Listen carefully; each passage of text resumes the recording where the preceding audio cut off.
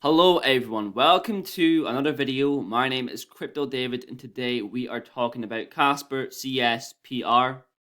I made a video on Casper around 2 months ago, more of an introduction to this asset. So if you've never heard about Casper before, definitely go and check that video out for more of an in-depth analysis. This is more of just an update from that point. Title of the video is I just bought more CSPR. Now I made my thumbnails and my titles 6 days in advance. So when I actually said that, I bought around the 4th of October. So I've actually gotten before this little pump here.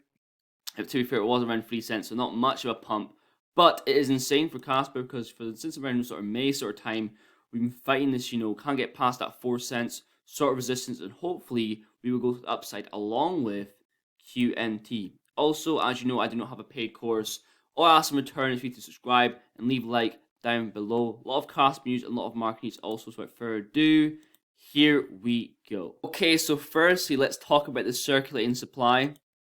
This means that all coinless sales tokens, unlock private validator sale tokens, tokens used for developer and ecosystem incentives, and unlock tokens held by Casper Labs and the Casper Association will be included in the reporting circulating supply. As a result, the total number of reported circulating tokens will be approximately 10.4 CSPR, because before, if you remember last video, it was around 117 million market cap and the circulating supply was around 5 billion because previously they've only counted tokens that have been sent from its Genesis wallet or its originating wallet. And look what it has done to Casper's rankings on coin market cap, 93rd position. And to me personally, it's still considered a KuCoin gem. I can't see Coinbase, I can't see Binance, tier 1 exchanges listed for Casper. Now, along with XCC, which has been the top 100 positions for absolutely ages now, neither is on a tier 1 exchange. Let's go to some projects beside these assets in the top 100. So we have XCC, let's go for Mina. Never heard this project, I think I might have heard it before. Markets, it is listed on Binance. Let's go for another one here. Waves right beside XCC, 89th position. Let's see if it's listed on any tier 1 exchanges. Binance, no Coinbase, but these tier 1 exchanges, and you know for a fact once Casper, once XCC is listed on these tier 1 exchanges, there will be pumps happening. And these big exchanges like Coinbase, like Binance, are definitely more likely to list Casper now because most of the tokens are visible. Another thing I like about Casper also, the tokenomics, the team allocation is only around 8%. Most projects are around 50%, these high centralized sort of figures. Casper is very decentralized. Also, when it comes to the holders, 86,000 more holders than QNT. So if you go to the rich list, to be in the top 1%, you'd be in the top 860 holders. I'm going to cut now and come back to that because I'll be here forever. Okay, so to be in the top 1% of Casper holders, you'd have 397,821 Casper or more. Now that is not too bad to be in the top 1% in comparison to being in the top 1% of life. It's the same with my TikTok last night. XRP rich list. Being in the top 1% of XRP holders, you need to have $32,000 invested or more. That is not that bad at all, considering how comparison that is to be in the top 1% of life, considering XRP is one of the most popular projects in this whole space. Also, for full transparency, I only have 20,000 Casper, $719 worth. I don't have that much. I don't mind being fully transparent with these cryptocurrencies that I'm newly investing, but when it comes to XRP, QNT, XDC, I have very large amounts. That's more of asking you how much savings do you have. Now let's say you finally made it, you're in the top 1% of holders, you're probably staking your Casper, or if you're not in the top 1%, you're probably staking it anyway. Well, there is staking now on Uphold, 9.25 APY and 0 commission. Obviously, you cannot withdraw from Uphold just yet for Casper, but if you're planning to stake, you're going to stake it for a while. And here we have Casper together with Water Drip Fund, a VC founded in 2017. We brought thousands of Web3 builders, investors, and VCs under one grand roof at Token 2049. We look forward to seeing you at the next event, CoinDesk Ideas 2022 conference in NYC. There was Ledger, Hyperledger, CoinDesk, big names there, along with, look at this, the sponsors 2022.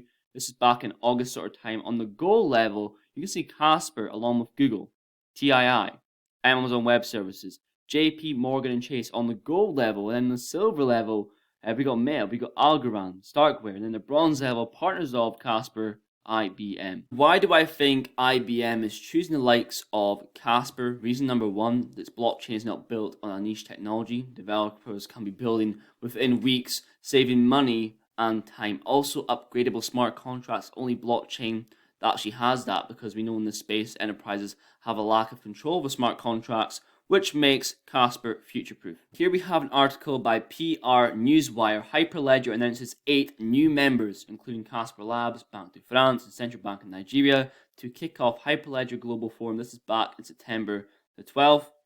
The lineup underscores an increasingly diverse range of enterprise-level blockchain applications and technology in the Hyperledger ecosystem. Casper's interoperability to Hyperledger will allow enterprises to easily use Casper, and that's what Casper is an enterprise level blockchain looking to be used by businesses. And here we have quotation marks from Casper Labs. We've already found great success working with IBM to demonstrate the first atomic cross-chain swap of fungible tokens between an instance of a Hyperledger Fabric permission network and the Casper blockchain at Davos 2022, the 1% of the 1%. I will leave this article down below for you to look further. Also, we have Logan Paul. This is more market news now. NFT purchase for $623,000 is now worth $10. Now, it's a bit of misinformation. It's like just above $100 worth, but it's still a dramatic drop there. And that's the thing with NFTs.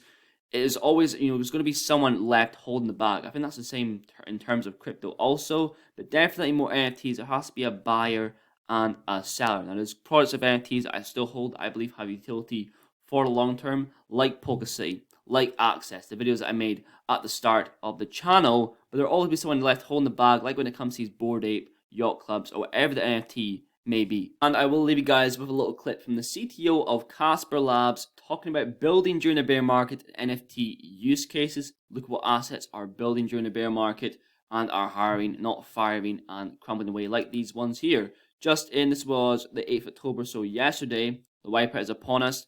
These assets will be left standing. Just in 12,000 crypto products have ceased trading this year. For all the big money, when it comes to Casper, they're partnered with IBM. They're speaking at Davos. That is just enough to turn your head in the first place. Once you dive a little bit deeper, you realize how far this asset can actually go. But made it fun the video. Thank you very, very much for watching. Please leave a like down below, and I will definitely see you guys in the next one. Well, we're going to continue building as we always have in Casper Labs. We've seen these market crashes before in the broader ecosystem, and we see it as an opportunity to just double down and continue building out our ecosystem, bringing businesses online, continuing the process of educating businesses and individuals and developers about the technology. So for us, it's business as usual. And you're obviously dealing with enterprise. Yes, we're focused on enterprises and businesses. And businesses perhaps sometimes a bit more risk averse. Some of the larger corporations. I mean, are they looking at this sort of now questioning some of the technology, or are they? What's your conversations like? Well, they're really interested in NFT technology actually, and they're interested more than tokenizing. They're using, they're avoiding any kind of notion that's going to get the ire of the SEC. So most of the businesses are not interested in tokenization unless it's loyalty tokens or other kind of incentive programs that do not have economic value attached to it. So they're really not affected by this downturn at all. So I see NFTs as a way of representing the real world. Everything we touch, everything we work with every day is a non-fungible thing. Fungibility means you can break it into smaller pieces and exchange it, right? And you can't really do that with most of the things you interact with in the real world. And similarly, for businesses, they're using NFTs to track a unique item, right? So we have a couple of use cases that are actually live on our mainnet already. One is for rare whiskey casks. So they were able to get greater price discovery, create a marketplace where they can buy, sell, and trade rare whiskey casks that have very specific storage and custodial requirements. And so they're able to mint the whiskey cask as an NFT and then trade and track and understand what the status of that rare whiskey cask is by looking at the NFT. Casper does support upgradable NFTs, so it's possible for those NFTs to go through a life cycle, which is really, really important for business. We also work with patents. Again, another unique thing that you want to buy, sell, and track, and NFT becomes a really great use case for that.